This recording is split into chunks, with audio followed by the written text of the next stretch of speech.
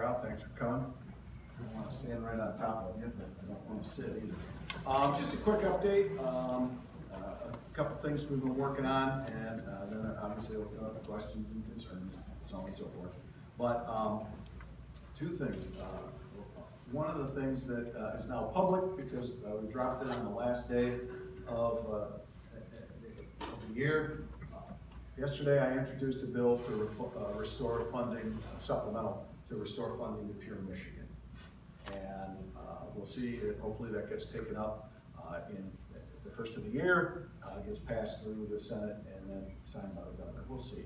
I don't know if there'll be negotiations and change the funding number, whatnot. I try to be honest in all my answers and explanations, and I know that in some households, in some areas, Pure Michigan can be a controversial item. From my days in radio, I have been a supporter of Pure Michigan, and I believe that advertising is hugely important. And I think along with the support of the state of Michigan with tourism, obviously that's important, but I also believe that Pure Michigan also brings pride to the people of Michigan, and there's nothing wrong with that. Yeah, because we've got to have a great state. I think that above and beyond tourism, we've seen that Pure Michigan also encourages people to come to our state, and maybe some of those people decide to move here. Maybe some of those people decide to relocate businesses here. I think that's a good thing. And I was asked by a reporter, because I've done some interviews today between meetings, and he said, well, what happens if Pure Michigan goes away? And because realistically, on December 31st, it's gone. I said, I don't think it'll be this immediate door will close, but I said, I believe Michigan will fade from people's consciousness. They're not going to be thinking about it. They're not going to see it. They're not going to think, hey, let's go to Michigan. And I just think that, one of the examples I use is, do you think Coke and Burger King need to advertise? No. Why do they advertise? They advertise because when you're thirsty or hungry, they want to be top of mind. And so that's a big part of advertising. The other part of Pure Michigan, and I'll move on to another topic because we can talk about it more if you have questions, but the other part of Pure Michigan that I think is important, and in all these interviews I've brought up, because they talk about tourism, and I get that. I understand that's important for the 101st District. Our sister community, Traverse City, I know that's big. The Upper Peninsula, it's important. One of the things about Pure Michigan that I think people don't talk about is Detroit. I don't know what you think about Detroit. It's my hometown. I don't live there anymore. I haven't lived there for 40 years, but I love Detroit. Detroit went through some really bad times. There's a lot of really bad images of Detroit. And if Pure Michigan goes away, those bad images are what people are going to have in their heads for a very long time. Pure Michigan will help change that image. And I think they've done a great job in downtown Detroit, but they better start working on those neighborhoods. But Detroit is going to be a comeback city, but it's going to really put the hurt to them if they don't have Pure Michigan to help promote that. So that's what happened yesterday.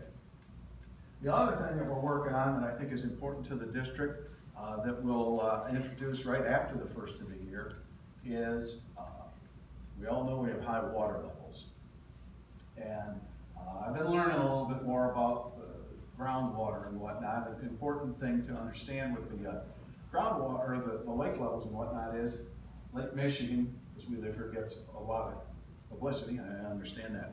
But it's also our inland lakes, because our groundwater table is up too. So our inland lakes across the state are having a real problem with flooding. I believe that from what I've seen, the state has done an adequate job of addressing the situation along the lakeshore, Michigan primarily, because that's where we live. And I know we're right smack dab in the middle of it. We can talk about that response if you want to, and I'm happy to. But what I'm going to introduce here right after we get back in session is a bill setting up a legislative task force to look at how to handle flooding and erosion in the future. Because back in '84, when I moved up to this great part of the state, lake levels were at their highest and houses were falling into the lake shore. And we had erosion. And 7 years ago, you could walk to Wisconsin, or at least halfway. And now we're back up. And so I look at flooding in the state of Michigan, especially on the Great Lake, as California has earthquakes. It's not a matter of if, it's when. And so we're gonna get through this current situation somehow. Come hell or high water, as the saying might go. But I think that this task force needs to take a look and say, all right, let's get smart. 34 years ago, we were trying to figure this same thing out. Here we are scrambling. We need to set up realistic responses and how do we handle this sort of thing. So that when it does happen again, we're not gonna be able to, every situation's a little bit different. But maybe we should be able to say, hey, you know, setbacks off a bluff. And, you know, people say, oh yeah, they're too close. Well, I was given an example today when I was in Onekama Township. There's a home there, I was told, that when it was built, it was 400 feet from the bluff. That would seem like a pretty good setback. Today, that bluff is 6 feet from its front door. So, you know, the whole setback thing, it makes sense, but at what point maybe, and I am not here to claim I know the answer, but maybe that task force can say, if you're gonna build on a bluff, we'll allow you to do some type of break wall or rocks or something on the bottom. I don't know. That's what I mean. I think we need to look at that because water and wind is a pretty powerful thing. Look at the Grand Canyon. So I just think that we need to take a serious look and be prepared for the next time. And again, we can talk more in detail on that if you want to. I was just kind of giving you a quick update as to where we're at. So that's those are kind of the biggies right now. Of course, there's my school bus safety bills have moved out of one committee and are headed to judiciary. They've been getting some pretty good response, so that's good. I can fill you in more if you want to know more about those. Let's see what else have we been up to. So, and then there's the roads, our 12 road reform package. We're moving it along as well. Hopefully we'll have all of those out of the Transportation Committee here in January. And again, I can talk more in depth about those if you want me to. But again, I also want to hear from you guys. So just a little update as to what's happening in the office of the 101st. So there you go. Yes? Yeah, couple of questions. One on the Pure Michigan, I agree with you. I think it's been a good program, but the questions are, how much of the funding goes to out-of-state or international? I don't know the split. I think I can answer that with a sort of intelligent answer. I know that they spend advertising dollars in the state because they advertised on my own radio station. So they're statewide, because that's another part of Pure Michigan that you can't forget.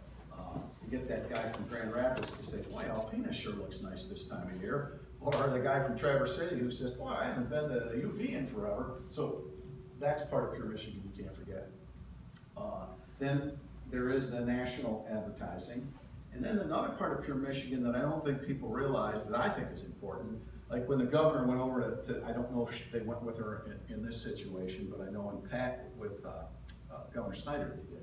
When there's a trade mission to Germany or China or whatever, Pure Michigan went along because they were there to represent the state of Michigan and all the things we have to offer. Because if you're looking and hoping that a company relocates here, they're the first line to say, look, we've got all this water and we've got all of these great things, et cetera, et cetera. So they're a multi-pronged thing. So we can find out exactly what, if you really want to know, but I don't know off the top of my head. But I do know they advertise back and forth.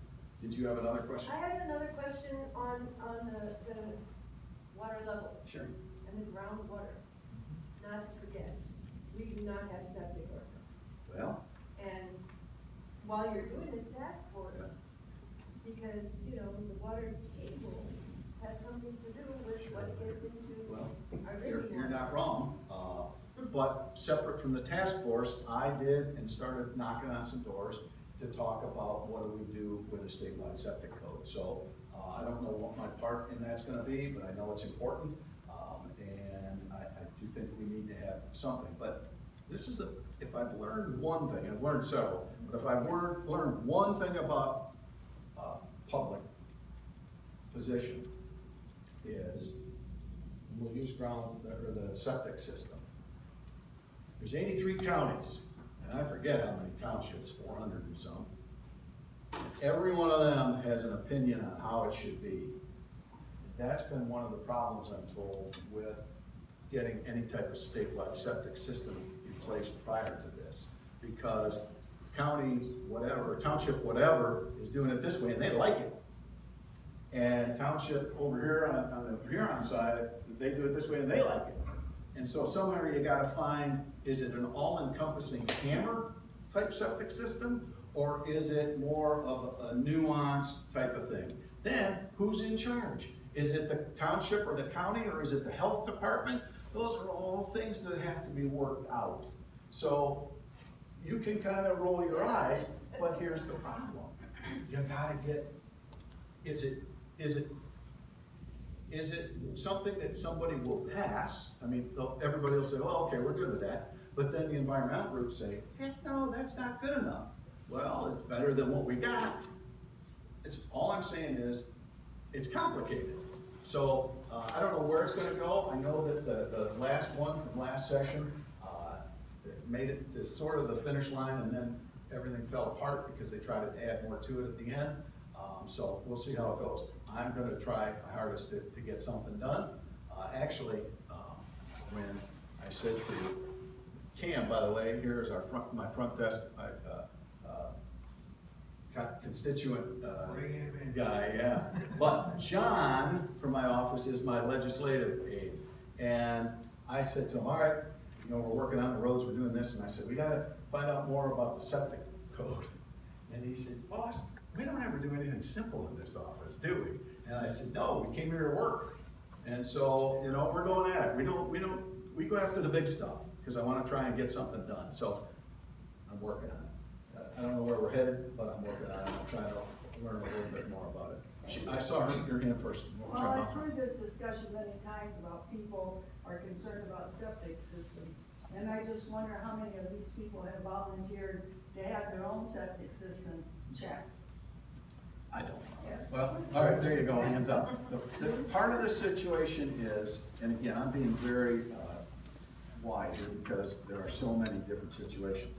You have some cabins or homes, let's say, they got a 55-gallon drum and sand. Why? Because 50 years ago when they used it once or twice a year, that's all they needed and there wasn't a big deal. Then you've got the guy who, let me give you an example. My wife bought a little shop, started a business. And one day, I thought, pardon my French, what the hell is the septic tank? So a buddy of mine is, and he's, well, it's got to be 75 feet from the pump. It's got to be. The tool shed was sitting on the septic tank. So we roll the thing out of there, and I call the septic pumpers, and they come out, and I said, yeah, the shed was on the septic tank. And he goes, oh, that's nothing. He said, half the people don't even know they have a septic system. They built concrete patios over them, and then we say, you want it pumped? You got to bust a hole in your concrete. What? There are so many nuances to all of this that when somebody says, well, what about? There's 14 other what abouts. And that goes back to my, how do we get this to fit 83 counties? Some parts of the state, UP, ground's frozen 6 months out of the year. So how do you, I don't know the answer. I'm just saying these are things that people have said to me. So this is a very, what you would think would be an extremely simple discussion is actually a very complicated discussion. Yeah. I'd like to raise two issues, and one of them backs into the septic. First one, you have a responsibility with regard to the road commission. Yeah. So we live on a lake that probably, like a lot of other situations, when this area started to become attractive to cottagers, there were streams that they wanted to cross to put in roads to access that cottage property. And so on our lake, for example, we had a 30-foot outlet. And the road commission removed a logger's bridge, and they put in a 44-inch culvert and filled up the space and called it a day. Now, our lake is at the end of a watershed. And there's about 20 square miles of runoff that has to go through that watershed. So now, Michigan's a big sand pile, or at least parts of it are. So up until 6 or 8 years ago, rainfall was regular and minimal, and now all of a sudden, we've got 13% more moisture in the atmosphere, and it all comes down at once. So when you get beyond a certain rate of rainfall, it runs off, and this watershed happens to be the Good Harbor watershed, so the ridge line on one side ends at Sugarloaf, the ridge line at the other side ends at Harbor Ridge. That's a big catcher's mitt for a lot of water. And that all has to go through what now, with the degradation of the stream that resulted from this tiny little culvert, is like 44 square inches. So it's a no-brainer. But, the road commission is strapped for money, and just before I came here, I read the Enterprise, and they talk, we've got $110,000 worth of unanticipated expenditures because we've got some roads on the Sutton's Bay side that are in danger of collapsing. So, this is typical, but what's happening in our lake? Historically, with respect to the historic levels, when most of the septics were put in, the lake level is damn near 3 foot higher. Okay, what does that 3 foot mean? That those 50-gallon drums are underwater. We went around the lakes last year, 4 of seemingly pristine lakes. And now we have scientific tools for the first time. And we went around and DNA checked the shoreline. And we just did this discovery process. It wasn't the ultimate in science, but it was just to explore. So the lakes were 18% hot on the shoreline for human enteric bacteria, which can only come from a septic system. 18, 25, 25, and 40. So there's connectivity. That was at the lowest level since 2013. Now we're 1.5 feet higher. And with every inch, you connect more septics. So, problem number 1, drains that were put in without hydrology and without a whole lot of forethought to get the job done quick. And how do we deal with that with the kind of climate that we're faced with now? And then the second thing is higher groundwater for everybody, not just on lakes. And how does that affect what our drainage policies ought to be? Because we used to be able to take this moisture very slowly, and now it accumulates to the point where it compromises our systems. Sure. Well, I guess the answer to that is, I can't give you, chapter and verse, a specific answer, but I can give you some thoughts.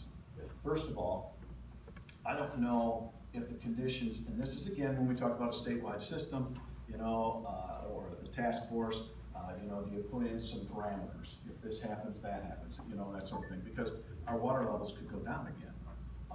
So that's a possibility or a situation. And that's why I do think we need to have some type of statewide septic code. We need to get some things utilized. Who's overseeing it? Is it the health departments, whatever it is? Now, with your issues of the roads and the culverts, again, remember, let's go back. Just about everything that anybody asks me, I'm going to say, remember my statement, nothing simple? Culverts. I think of a culvert as a thing along the side of the road, might have a pipe and the water runs through it. Well, if at a certain point, a culvert gets to a certain length, I think it's 20 feet, it's now officially a bridge. And when we now spin over back into my transportation committee and our 12 bill package,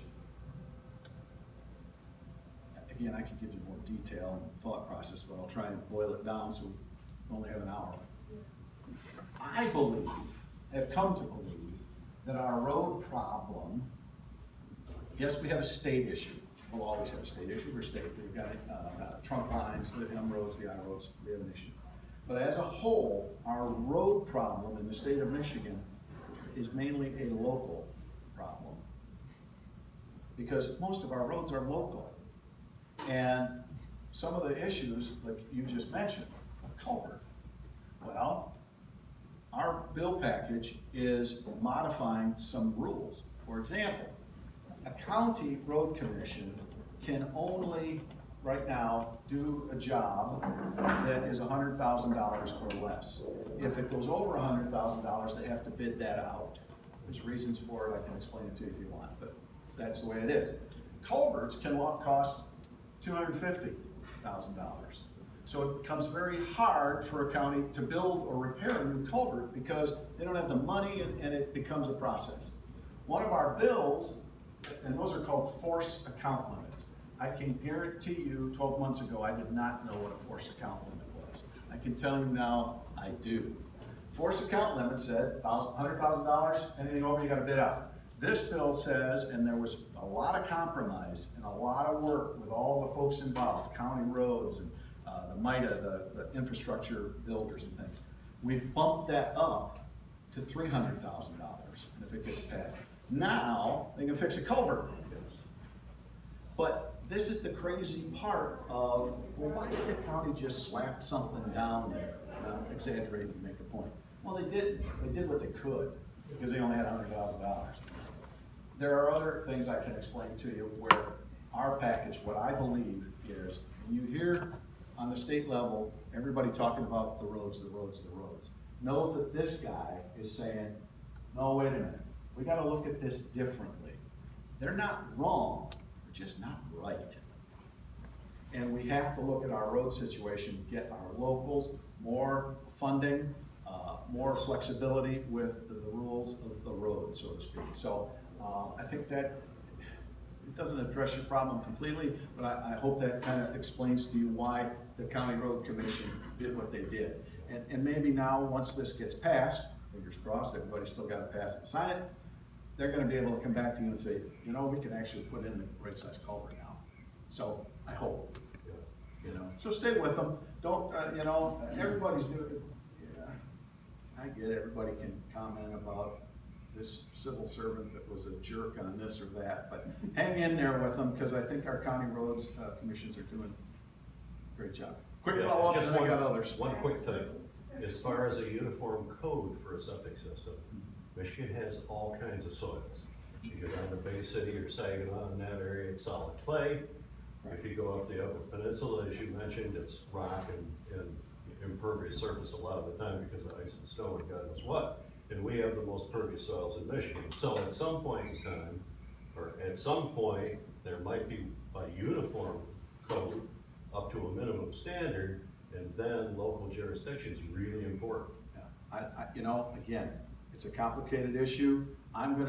It's gotten to this point somewhere, and then it's never succeeded. And I guess what the way I look at it is, I got 5 people that have, I want this, I want this, I want this. Maybe everybody's got a little bit of heartburn because they didn't get exactly what they wanted, but maybe we can get something that makes everybody. You mean compromise? Correct. So, you know, because when I was a freshman and at orientation, Brian Callett, the lieutenant governor, came in, and this was a bipartisan, all freshmen, Republicans and Democrats, and he said something. People would say to me, well, the law was here, and we wanted it here. Why did you vote for this? And he said, because you can't always get everything you want. And the way he looked at it was, and I thought this made sense. It made sense to me. The law is here, the problem's here, everybody wants, or a lot of people wanted to get it here, but you vote for this. You didn't get this. I was never gonna get this. But I went for this. Why? Because it was the next step. We got it a little bit better. Now, maybe down the road, we can get it the next step, the next step. And that's part of things when I know I'm that way. You get passionate about something. But somewhere along the line, if you want something done to move that ball up the field a little bit, everybody's gotta give a little bit. And I think septic is one of those areas. And again, I'm just a guy stepping into this, but I know that it's important, and that's why I wanna work on it this coming year. So I don't know where it's gonna end up. In 6 months, I'm standing here, I'll tell you where we're at. Somebody might shake their fist at me. But know that I'm trying to move that ball down the field, to get it from where we're at now, to get Bay City to agree to it, the UP to agree to it, Northwest Michigan to agree to it, the Alpena area to agree to it. You know, because those representatives have all got meetings like this where their local person is saying, do it this way, do it that way. So it's all compromise. So that's what I'm trying to do. And know that in this area, we're volunteer rich, we've got the latest technology, and we can help by providing some scientific foundation for some of those decisions. Sure. But I think to fall back, we'd have to depend on Eagle, you know, legally. Yeah. You know, God bless you, but we'd get sued. Yeah, DEQ, formerly Eagle, sir. Yeah, I'd like to have you address the no-fault insurance. Sure. And I know you feel good about having gotten that passed as far as the, you know, lowering the premiums, that was the idea. Doing some other things as it relates to, you know, what the cost of the medical things are, and whatnot. I was here a week ago, and in a session like this, Curtis? the senator, yeah, right. Curtis? Yeah. Yeah. You know, I mean, he's a good guy too, you know, just like you, and he's got a good spirit about the whole thing. I happen to be a survivor of a car accident, you know, 26 years ago, where I was nearly killed, and my wife also was not expected to live, ended up, you know, with a traumatic brain injury, and we're still living with the results of that. And so I probably, unlike most people, Sure, I have, get it. you know, lived with the results and what you try to do to get the, you know, the care that you need. Who are those providers? Who's gonna pay for it? And, you know, I'm here to tell you that the no-fault law in that context has been a really, really good thing. You know, You bet. Michigan has been the model state for being able to deal with all that.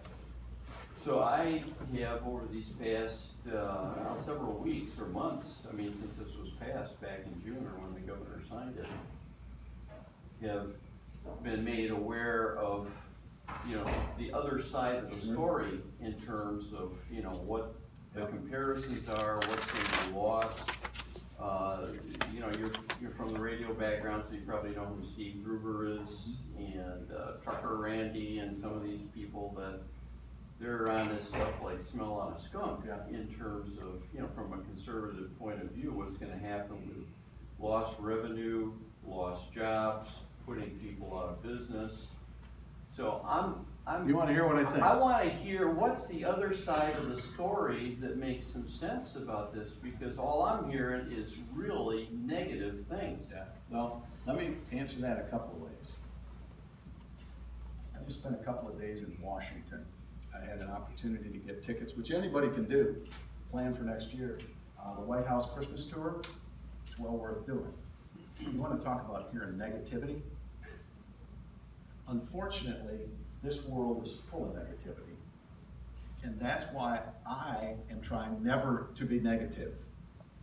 What I wanna do, and I've had this situation, I had it just today. There was a guy in Benzonia. He's been busting my chops for several months now. And I said, why don't we sit down with a cup of coffee and talk? I said, you and I don't agree, and I know we won't. But you sure as heck can tell me what you think, and I'll tell you what I think, and maybe I'll say something that makes you go, oh, okay, I'll give you that one, and I'll do the same. So, negativity is bad. I don't care what side it comes from. So you mentioned two guys' names. I wish they'd lighten up a little bit. So that's the negativity. Where are we at with no-fault insurance? Remember Brian Calley's analogy we're here, you're there, but we settle for this, we go here. I believe that's where no-fault insurance is. As soon as it got passed, everybody goes, oh, it's gonna need this, oh, look, they fixed something. Well, this is a massively complicated legal thing. And so when we passed no fault, there were a couple of little hiccups that needed to get fixed right away. It wasn't like the whole thing was a piece of junk. There was a couple of little, so the negativity is there. So here's how I looked at no fault insurance and why I voted yes. Couple of things. You're absolutely right. Michigan became a model for helping folks. Michigan also became a cesspool for corruption and dirty dealing and people who were there taking advantage of the state's money. You know, one of the things I use as an example, you need a CAT scan. Well, you got Blue Cross, it's $600. You got Priority Health, it was $600, $600 and $500. You had the catastrophic fund, that same CAT scan was $3,500. Why? Because there were no limits. There were other issues with fraud by way of in-home health care. There was fraud where lawyers would get a client and they owned the MRI imaging center that they would go to, and they got a kickback from the limousine that drove them because they'd make sure they got there. There's all sorts of things that needed to be done, and there was huge fraud. There were also many companies that wanted nothing to do with Michigan to sell insurance, and the price was going up. So what this bill basically does is it goes to, in one form or another, what 49 other states have in form or not. So on July 1st, and everybody who I talk to, I say, look, after the first of the year, you need to get with your car insurance salesman. Give them till January-ish, because everything has had to change since that was signed into law. Every car insurance policy in the state of Michigan will be different on July 1st, because the law has completely changed. So here after the holiday, you're taking the tree down, call your car insurance agent and say, hey, we need to sit down and talk. Because things that have changed. If you have health insurance that covers auto accidents, and I'm told 70% of them do, you do not need to buy additional health insurance. In the past, you had to buy the catastrophic insurance. So let's say my policy covers it, which it does. I don't have to buy additional insurance. All I have to do is buy car insurance. If you need insurance or want to get extra coverage, you can purchase $250,000, $500,000, or unlimited, the old catastrophic claim fund.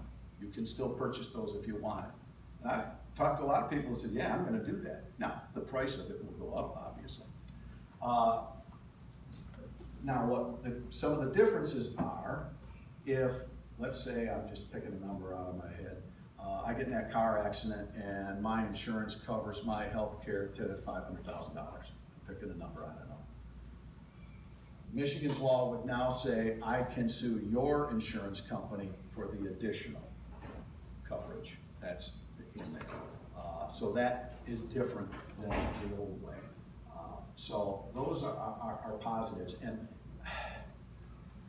we also had a situation in the state of Michigan that the cost of insurance was rising so much that more and more people would buy car insurance, health, no fault, and as soon as they got it and they got their plate, they canceled it. And we had lots and lots of people driving around the state of Michigan without insurance. Hopefully now it'll be more affordable, and they will. Already the catastrophic claim portion of it, which last year went to $220, is now $105 because of the rules. And we also have, and we now have a fee schedule for those things. And I was mentioning the CAT scan, the 500, 600, or 3,500. There are now fee schedules with that, which bring things into a situation that makes sense. And one of the funny things about that, and I know there's so much to this, and I'm trying to give you some of the nuances.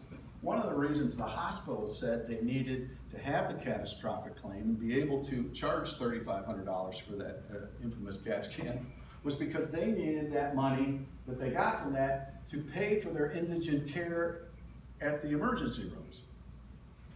because that's somehow unpaid for. And I said to one hospital administrator, well, correct me if I'm wrong, we got two problems.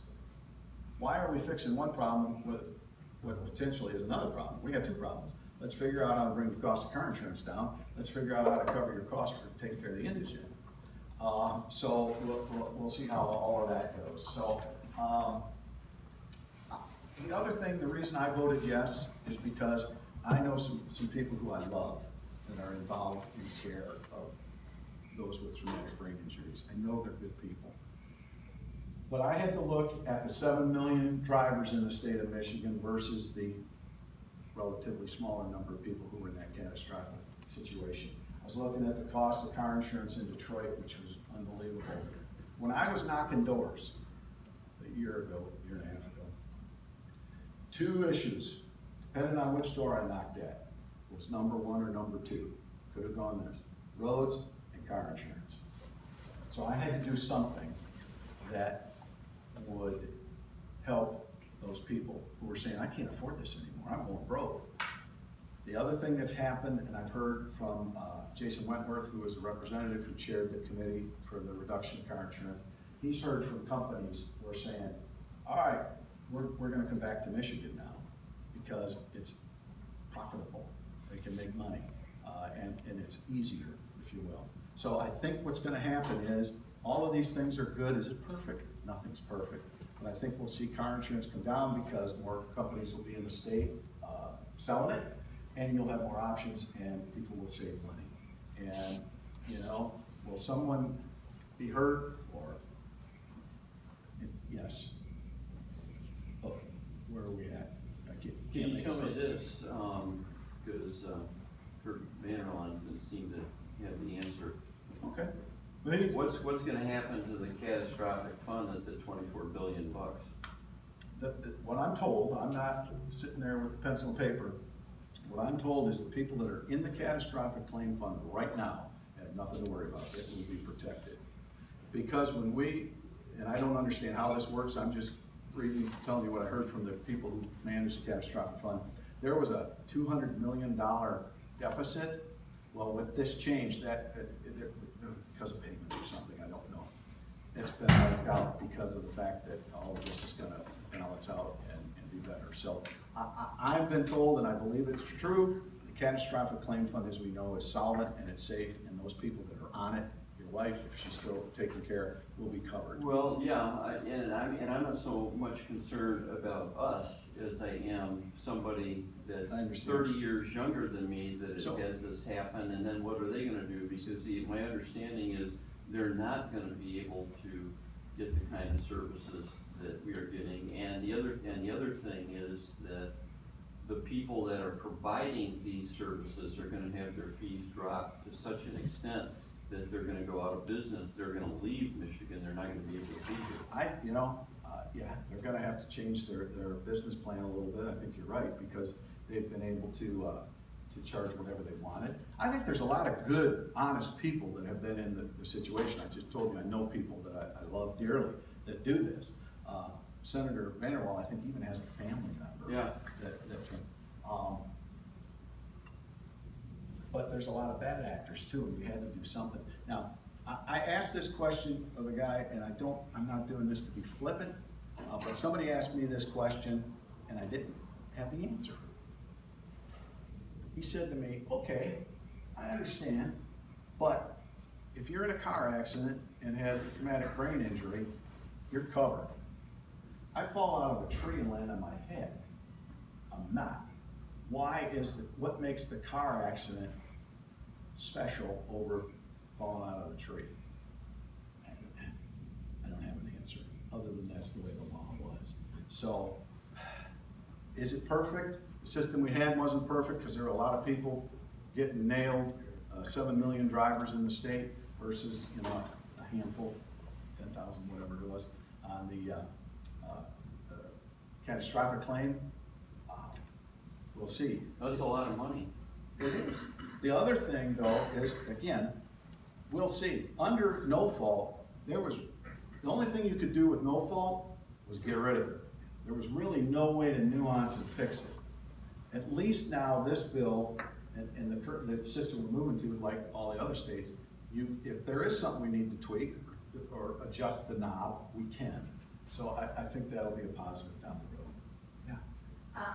I was at the cherry pie debates Okay. when you were there a couple years ago, or whatever. 18 months. And I remembered, somebody asked you about third grade. Uh-huh. Do you remember your answer? Yeah, I do. Toughest 2 years of my life. Okay, so considering third grade was the toughest 2 years of your life, how do you? That was a joke, it was actually.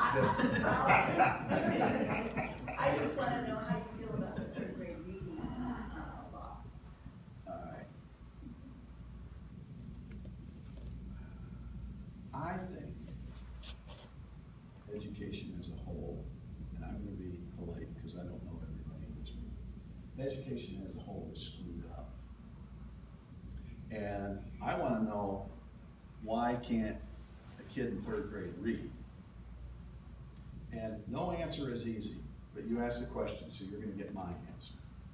I was at one of these, and I'm getting, I say I wear my bulletproof underwear, I'm getting my butt chewed because we're not doing enough for education. And I said, oh, okay, I'm trying to find a middle ground here. I understand everybody's got their own ideas. I said, but bear with me here for a minute. And I'm not advocating this, I'm asking this question. And people could argue it's not enough, but we have $15.2 billion earmarked for education this year. $15.2 billion.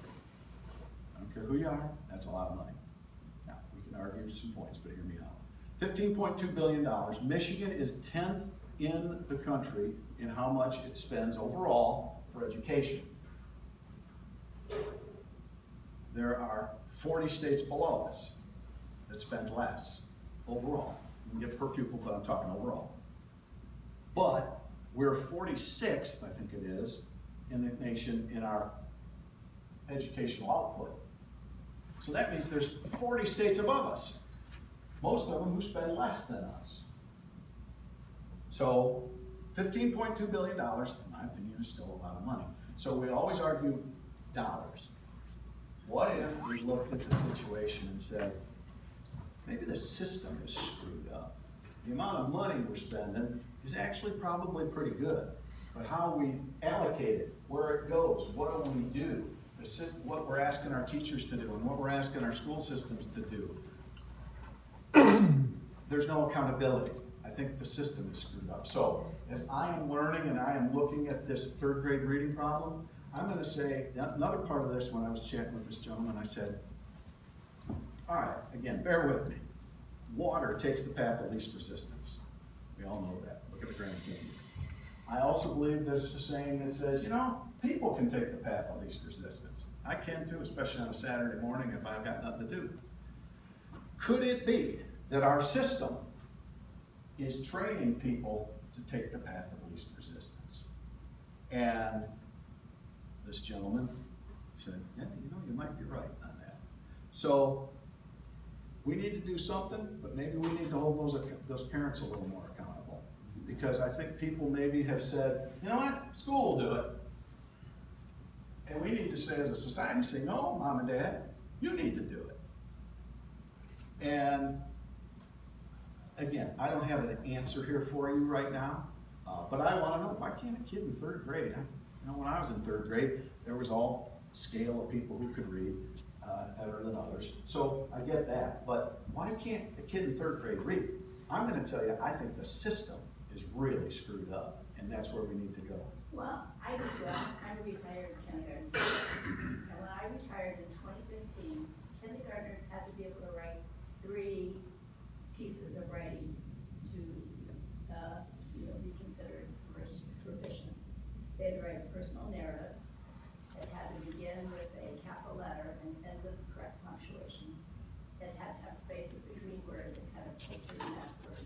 They also had to write a true story and a opinion piece. So that was kindergarten. My kindergartner had to read. And I was taking naps in kindergarten. Love it. Okay, so now the third grade reading test is not just can they read, it's can they infer, can they remember things. They can do many things that some adults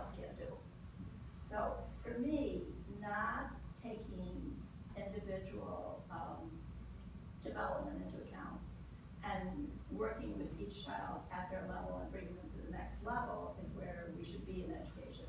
And having one test for everybody, I always think is totally screwy. But then, and we know that retention does not help.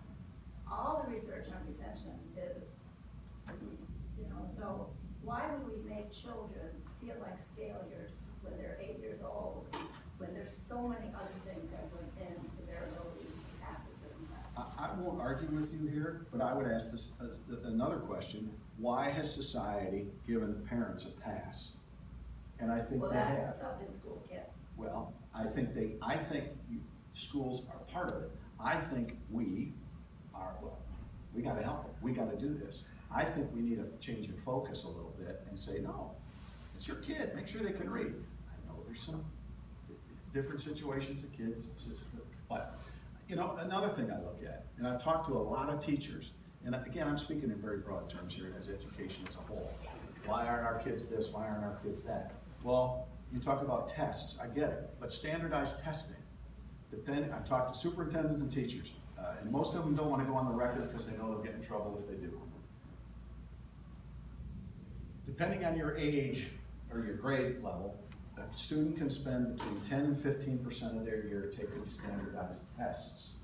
That does not include the amount of time that teachers have to take to teach them that. I would argue that I'm not against testing. I'm against a lot of fluff. If we can take that 10 or 15% and narrow some of that time, maybe we could spend a little more time on the kids teaching them how to read as opposed to how to take this test and give it back to the classroom. And I think those are things that, on the education committee, I've been listening and I'm gonna start squawking because I think we need to say, because everybody wants to throw money at it, throw money at it. And I'm gonna tell you, $15.2 billion is a lot of money. All I'm asking is let's take an honest to God look at the system. I'm gonna give you 2 examples of taking a look at the honest to God system. Unfortunately, I didn't come up with either one of these ideas. Now, one, the superintendent of schools in the state of Michigan is appointed by the school board, state school board, which is voted on by the people. The school board is voted on by the people. Well, there's not a lot of accountability because the school board, we can pass laws as legislators, but there's really not much accountability to the state board other than the electorate.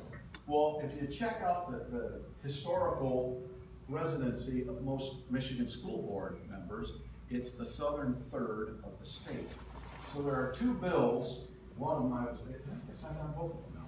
One says the superintendent of public schools should be appointed by the governor. Now there's some accountability. The other bill, which I really like, says the school board should be broken up, the voting should be broken up into the 4 state court of appeals districts. It's the most, because it's the neatest boundary. So, Northwest Michigan, the UP, the east side of the state, everybody would get to vote a representative onto that board, a school board member. So now you've got people that are representing this region as opposed to maybe just this region. And there's accountability because we elect you to go as our school board member to the state. And we don't like what you're doing, we can vote you out. Now, it's really hard to do. So I think that that's a good step forward and say, let's have some accountability here because somebody said to me, and I thought it was funny, I trust a UP Democrat over an Oakland County Republican. I thought that was funny. Yeah, the UP, it's a little different than the rest of us. So maybe we should have a representative from the UP on the education board. Why not? So that's what I'm talking about. We need to change the system because we're throwing money at a system that I don't think works. Yeah. Well, wait a minute. You've had a chance. Sir, I'll come back to you. And you wait. No, ladies first. You got coffee. You shush. Okay. Okay, I'll come to you and then you. Back to roads, maybe a solvable problem.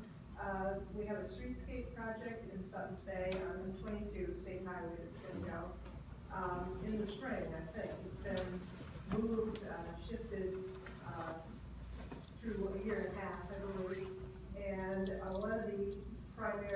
aspects of this are bump outs at the Mhm. pedestrian overhead Yep. crossings. I don't know all the details, but I get it, yeah. You got it, okay. I understand So, the original iteration of that plan showed those bump outs as rollover curbs softened so that,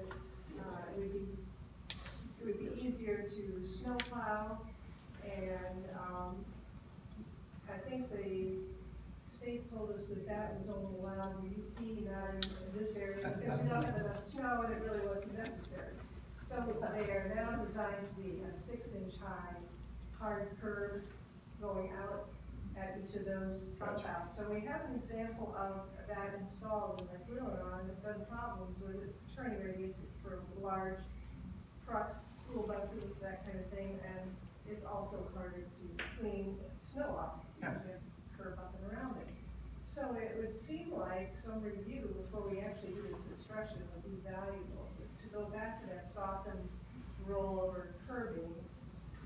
If you wanna make a turn with an emergency vehicle, you can roll up and over it, you Yeah. can snowplow over it. So my question is I'm assuming, I'm hoping, that the county road commission has had some input into this. I think it's in their hands right now, and I'm trying to get a hold of somebody there today to say, why don't you come over and sit with me and. So that's where I'd start, because that's, I mean, I can call MDOT and ask them what they're doing. Right. But I think a big part of it is the locals need to squawk, and if the locals say, well, actually, man, you're wrong, we can still plow over it, how do you argue with that? Well, you can So, plow over it, but I imagine that they get damaged pretty fast. if but, you have but heavy the, snow. but the Yeah. point is, maybe they don't, Okay, I don't know. yeah. So that's why, again, there's an example of, and when it comes to roads, there's a classic example of MDOT and county road commission. Well, it doesn't make sense to you, Mhm. so you question it, and then you're like, well, obviously, and I'm saying this just for the point, obviously, they're idiots, because that wouldn't Well, work. it's the same. Well, I know, but I'm using yours as an example, because I hear that a lot, when actually, Intuitive engineer, that's all. but when actually it works. So I'd start with your road commission. If they don't call you, whatever, let me know, call Cam, and I'll make the call for you and say, what's going on? But I'd start with them. I promised him, and then back to you. We'll stay on the roads for a moment. Okay.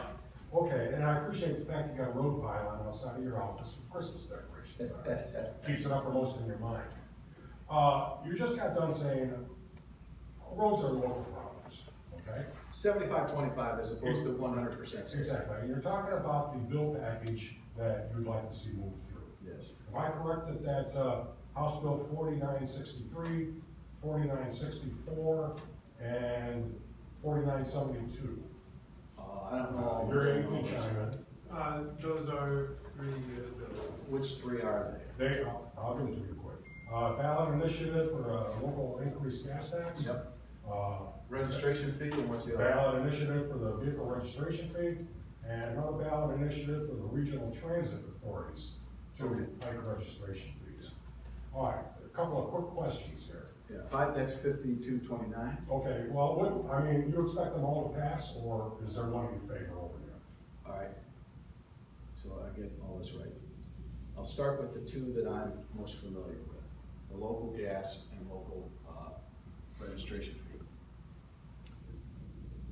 When I sat, however many months ago now, 10 or 11, and started our 12 package road funding, our road 101, how do you build a road? Because you gotta know how to do it before you can maybe offer up a suggestion on how to fix it. So we went through 12 hearings, and we talked to, public sector, private sector, education folks. We talked to, private engineers. And we said, what do you do? How do you do it? And several things became very clear to me. And again, one of the things I said, and then I did 18 town halls where I went across the state and I talked to people, and I said, well, what about this? What about that? Excuse me. And I did my very first one was in this building. So one of the things, I'll start big and then kind of slide down, is one of the questions I asked everywhere I went, in the hearing, under testimony, and then at every stop, is it the state's fundamental responsibility to pay for the repair and fix of every road in the state of Michigan? And the answer was no every time I asked that question. 'But the state, it controls everything. And so this 12 bill package, you can't take one bill out of context. The 12 bills are giving people, like the force account limits, more flexibility so they can fix culverts. Another one is asset mapping, that the state law says 75% of jurisdiction's road funding has to go to primary roads, 25% goes to secondary roads. In the 2015 road plan, we introduced asset mapping. Every county by 2022 has to have their assets mapped. And most do, but some are still out there. And what that basically says is, a county has to come to MDOT and say, this is our worst road, this is our best road. So with that in mind, that's 75 primary, 25% secondary. What happens if in your asset mapping, you realize that 75% of your primary roads are secondary roads? You get to spend 25% of the funds. So what this bill says is, as long as you're following your asset mapping, spend the money as you need it. Fix the road that needs to be fixed. Now I'll get to your question. One of the other things people say, why are the roads better in fill in the blank?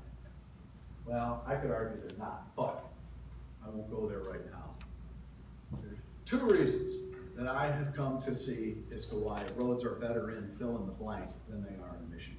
Number one is frost freeze. Everybody I talked to said frost freeze is the worst in Michigan because of Lake Michigan. We've all experienced it in the spring. One day it's 60 degrees, you're running around in your shorts, the next day it's 30. That's frost freeze, with those winds coming off the lake. That's our terrain that we talked about. The other thing I saw was that every other state in the union, 49 of them, I remember my school, that means we're the only ones that are not allowing our locals to raise their own funds, other than a bond or a property tax, AKA millage. They allow local gas tax option, they allow local registration fee, some states allow their locals to raise their sales tax a penny, and there's some others, but those are the top three. So what this bill does, and talking about some of those folks that have their angry opinions, they've come after me about this one. And they say, it's a tax. Screw you, we don't want a tax. 45 cents a gallon, no way, no tax. And I say, whoa, whoa, whoa, whoa, whoa. You haven't sat through 12 hearings and 20 town halls and seen the fact that Michigan does not allow its locals to raise their own funds. Because I believe that the biggest problem with our roads, the only problem, the biggest problem, is a local. So this is what these two bills would do. They would allow the county commissioners to put on the ballot the opportunity to ask voters to raise their gas tax in this particular, or their registration fee, a certain amount, 1 cent, 2 cents, 3 cents, a nickel. And then it is a vote of the people to say, yeah, we'll do that. Or, nope, we don't want it. Some counties it makes sense, some counties it doesn't. Benzie County, for example, has about 6 or 7 gas stations. Probably not a county that would jump on a gas tax. You know, a local gas tax, though that money stays in that county. And when I was in those town halls, I'd go up to a fella and, you know, who had just been saying, screw 45 cents. And I'd say, wait a minute, what if it was a local gas tax, it stayed in your community to fix your roads, and you get to vote on it? And it was always, I get to keep, it stays in our county. I get to vote on it? Yeah, well then I'd be okay for that. This morning in Scottville, we had this similar discussion. I had 3 or 4 people walk out saying, I like that idea. The whole idea is to give people options. In Michigan, we don't give anybody any options. The same thing, the 5229, the regional thing, that was sold wrong. That bill would allow the locals to go to the people and say, would you raise up to 5% millage to go to fill in the blank? Southeast Michigan wants to do that to help build and support their mass transit. So that's been getting all the publicity. The idea for that bill would be the same. Let's say Leelanau County, that would be another option. That would be a third option. Is, okay, we can raise this millage 5%, and it would also allow, let's say, Benzie County to join in. It could be used for transit, if that's what they wanted, or it could be used for roads. It could be used for a lot of different things. And again, it's a vote of the people. If people don't want it, it doesn't happen. On a good day, Jack, Leelanau County might have 10 gas stations. Yeah. So we're kind of like there with Benson. Yeah. To make any meaningful inroads on road repair, it would probably be a kind of a hefty tax. So, So, but here's the and deal. if this goes countywide in other counties and it somehow gets passed, and we don't provide a gas tax, local gas tax, what do we get? Okay, let's start over. There's 83 counties in the state of Michigan. Exactly. If it works for a county, Kent, Grand Traverse, because they have more gas stations, then why can't they have that option? Leelanau doesn't want to do it, Benzie doesn't want to do it, Manistee doesn't want to do it, Mason County doesn't want to do it, Alcona County doesn't want to do it, but Leelanau does. Why don't we give them that opportunity? Think of it this way. Maybe this is a bad analogy, but I'll use it. I go in the store, I want to buy a pair of brown shoes. There's one pair, one style. I don't want to buy that one. Give me a couple of options on brown shoes. So, and again, this money would stay local and the vote of the people. The people can decide if they want it. So if Grand Traverse County does it, that doesn't mean you have to come to Leelanau and say, now we gotta do it. But it would also give Leelanau County an option to say, all right, we wanna raise our registration fee $5, $10, because we don't have a lot of gas stations, but we do have cars and trucks. So we could raise a little money. One of the other options, that's why I say you can't take these individually, you gotta look at them as a whole. One of the other bills that we have would lower the amount of car registration across the state. I can go into it if you want, but so it would lower it a little bit to help ease that cost if a county did want to go. I know I have to scoot. No, I wanted, that was 49.72. Okay. That you brought up. Oh, was the Yeah, okay. the So registries are. the registration fee basically says, and I want to get to your question too before I go. 42 it says that we're heading into a new era, because everybody says when we talk about fuel tax, everybody says, well, what about the electric car, high mileage car? You aren't thinking about that. Well, we are. It isn't happening today, but we are thinking about it. And what this bill would do is say, if you have a high mileage vehicle, not necessarily electric, because there's some of these cars out there that can go 30, 40 miles. If you've got a high mileage vehicle, your registration fee would be higher. Everybody starts at, I think it's 30 or 40 bucks. That's the flat fee. If you have a high mileage vehicle, your registration fee would be higher. If you've got a 1968 Buick Skylark gas guzzling Detroit Special, your registration fee would be lower because we know you're going to be going to that gas station and paying the gas tax more and more. With the idea that we need to start shifting from the fuel tax model, this would be a way to start it. So, and it would vary by the amount of mileage you get, so it would be a little fairer, if you will. I'm gonna have to scoot, but you got here first today, so I gotta ask you a question. Take your question. What's your question? You want to ask me one? No, I'm sorry. I want to hear yours. Who are the co-sponsors of your bill for Pure Michigan? Myself and Rodney Wakeman, who is from the Frankenmuth area. So it wasn't just you when you said it was your bill? Well, I'm the one who sponsored it. He co-sponsored it. Okay. Thank you. Yes, sir. And yours is the last one because I gotta go pick up my wife. It's not a question, it's a throw in on the educational conversation. Good. Okay? I took a course, which was probably the best course I ever took, neuro-linguistic processing, how the brain works. The way we have educated in the past may be one of the least effective ways to educate in today's technology. And so two things, you know, from an outsider looking at the educational system. Number one, like an awful lot of organizations have been around a long time, administrative heavy, and value add deficient. Okay, number one. And number two, to your point about the path of least resistance, our kids now are hooked on visual. And visual is instant, but anything auditory requires processing, and they tune out.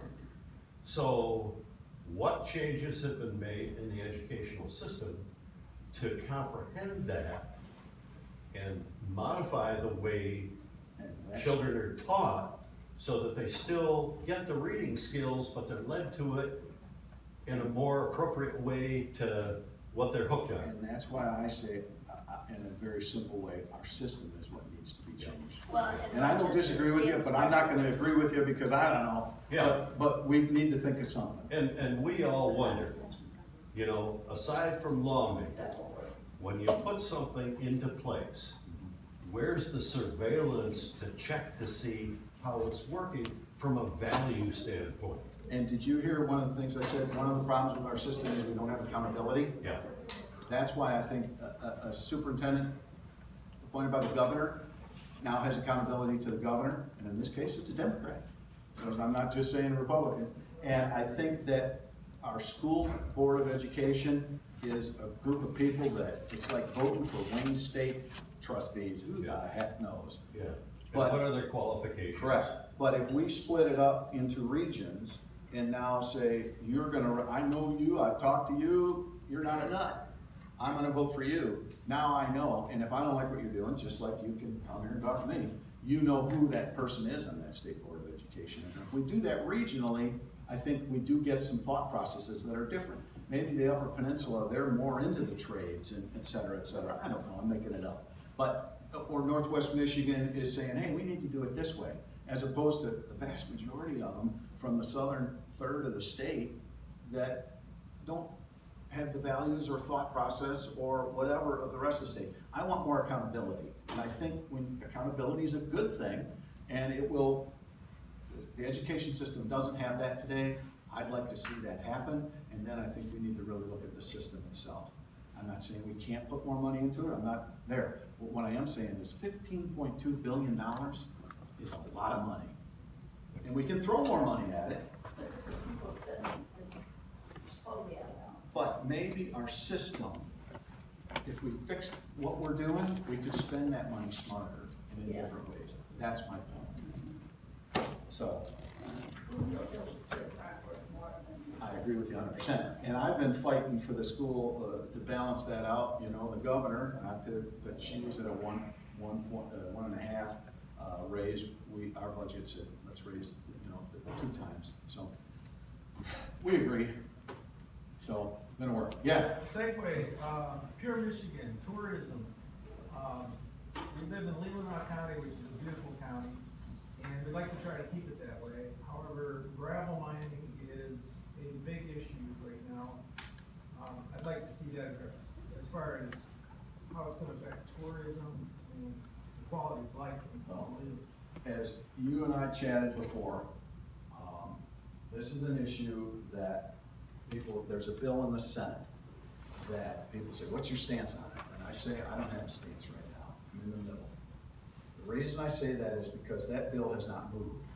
It's sitting there. Could it move? Yeah. Or could it just sit there and die?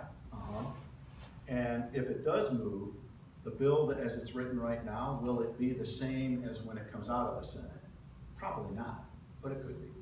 Point is, one of the things I've learned is it's probably good not to comment on something that at this moment means nothing, because I don't know what it's gonna look like. But to the other part of that is, as a state representative, I told you, I talked to Greg Julian, I understand, and I get what's going on up there, but, or here. But there's also the other issue, the state issue.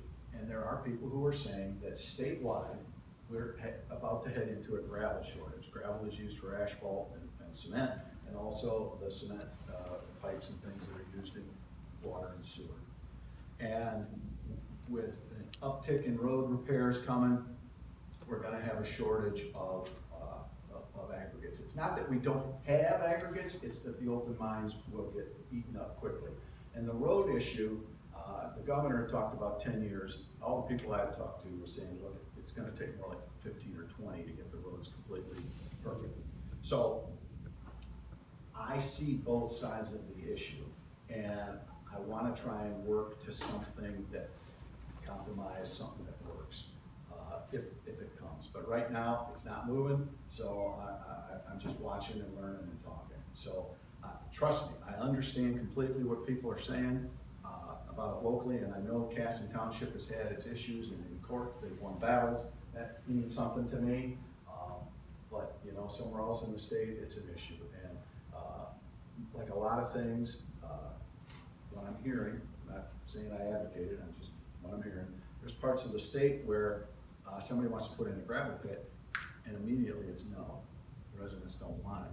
Problem is, it becomes a not in my backyard type of situation. And where are you at? The needs of the many or the needs of the few? I don't know. You know, I mentioned to you, it's like oil and gas. Gravel is a natural resource. Back, I don't know how many years ago, people didn't want oil and gas drilling in their region, and so the state said, wait a minute, we need that natural resource. You can do things to legislate it and control it, but you can't ban it. And that, for those of you who don't know, that's what this bill wants to do. It wants to say, you can put restrictions, you can do all sorts of things on mining, gravel mining, but you can't ban it. And Casson Township has had a long history of fighting some things in court that I think is important. But where are you at with that and what happens? Oil and gas, now the state says you can restrict it, but you can't ban it because we need that natural resource. And that's where the people that are proponents of this bill would say that's where gravel's at. We need the gravel, we gotta be able to get to it. So, you know, and what's funny is if I've talked to some people who, if I don't tell them that I'm 100% against this bill, you know, and it's like, no. I gotta wait. I gotta see what's gonna happen, because that bill could change completely by the time it gets out. So that's the situation I'm in. I truly understand that people are passionate about it, and it's not lost on me. That's good to hear. But I need, it's a tough job in the sense that I have to be a juror. I have to hear what both sides have. Pick the issue, school, education. You hear what people have to say, and then I have to cast a vote. So why would, as a juror, before the trial is over, say, guilty? That wouldn't be smart. I need to wait and hear what is being said, and what's being done, or what's been changed, or what township gets protected. So all those things could happen. So let me just assure you guys, folks in the legislature, and especially on my transportation, are split. This is not just a wham bam, we're done. There is gonna be discussion. So Do the townships have any jurisdiction on that? Now we do, you do, and this bill, again, and For trustee? I'll call my wife and tell her I'm running late, but, I got one last. oh, working. Just real quick. I can take care of it for you, you gotta run. So, I forget the question, but what was your question? Township. Yeah, townships do have some say in it right now, and in theory, with this other bill, they would too. They just couldn't say you can't do it. They could put restrictions, firms, and hours of operation, et cetera, but they couldn't just say no. Jack, not a question, but a comment. Yeah. This area has attracted some really smart people. In most cases, there's smarter people in the audience at a government function than there are making decisions and trying to come up with judgments. I would really encourage you, you know, I belong to a group called Leelanau Clean Water, and we've got people at universities with die ahead. So I would encourage you to just have a connection with some of those groups, because that knowledge. Can you send me some contact information? Cause Sure, okay. Leelanau watershed, they have a ton of them. All right, real quick. All right, a quick hypothetical. It better be worth it. Oh, I hope it is. Quick hypothetical. 3 possible ballot initiatives. in your package, in 83 counties, is what, 249 ballot initiatives statewide, okay? I'll take your word on that. Okay, yeah, double check this one. Anyhow, first off, the cost of a ballot initiative is not cheap, okay? The funding, they're all different, they're gonna be county specific, up and down the line, okay? My point is, what if people don't wanna spend their money on ballot initiatives, and other people are feeling they're taxed enough already, and they would shoot down the ballot initiative? Where does that leave Leelanau County if none of your ballot initiatives pass? Where would our road funding come from? It would still come from PA 51 in the state, there would still be, it's not like we're eliminating the state money. This would be, this would be additional money, this would be pocket money. So in other words, but it would, the state money would not be fixing the local roads. Oh, it would, yes. It still would. That's All all I wanna clarify. All funding stays the same, this would be, right now, a county can have a millage. Yeah. And this is the same thing, except that it's not a property tax. Okay, thank you. You bet.